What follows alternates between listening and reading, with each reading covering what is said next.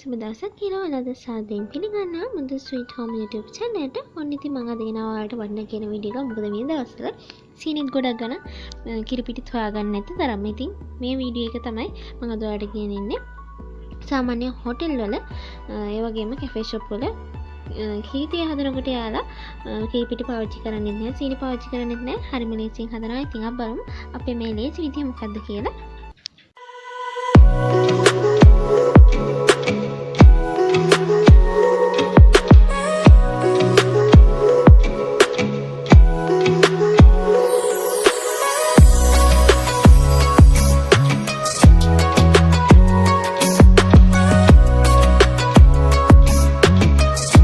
මේ ටික තමයි අද අපිට ඕන වෙන්නේ. උතුරන වතුර මිලිලීටර් 180ක්, තේ කොළන් තේ හැන්දක්, ඒ වගේම ටින් කිරි එහෙමත් නැත්නම් මිල්ක් මේඩ් මේස් හැන්ඩි එකක්.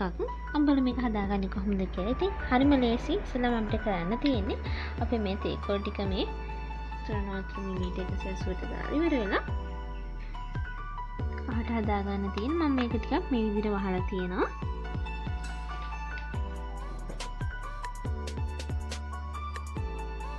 මේ තියෙන්නේ අපි මේ විදිහට හදාගත්ත අපේ තේ කහට ටික තමයි. මම දැන් මේක ඊළඟට අපේ මේ ටින් කිරි ටික මේ විදිහට එකතු කරගන්නවා.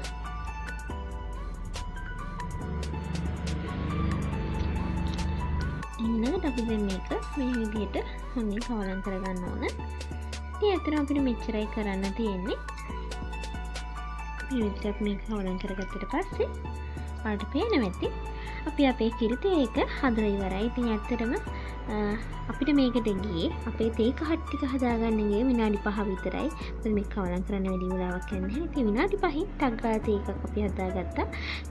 කිරිපිටි ඕනෙත් නැහැ, සීනි ඕනෙත් නැහැ. ඇත්තටම බරුවොත් තේ කහටයි අපිට ටින් කිරි ටික විතරක් තිබ්බහම අපේ මේ රසම රස කිරි තේ එක හදාගන්න පුළුවන්. ඉතින් මම කලින් කිව්වා වගේම මේ විදිහ තමයි සාමාන්‍ය කැෆේ ෂොප් වල ඒ වගේම හොටෙල් වල පවා කරන්නේ. ඉතින් ඒකට යාට කාලේ චිත්‍රය. ඉතින් අපිටත් පුළුවන් මේ විදිහට ගෙදරදීම හදවන්න. ඉතින් ඔයාලත් මේක හදලා බලන්න. බලලා රස කොහොමද කියලා අපිට කමෙන්ට් කරන්න. ඒක අමතක කරන්න එපා. ඉතින් ඔයා මේකට කැමති නම් පුංචි ලයික් එකක් දාන්න, තවත් කෙනෙක්ට බලන්න ෂෙයා කරන්න.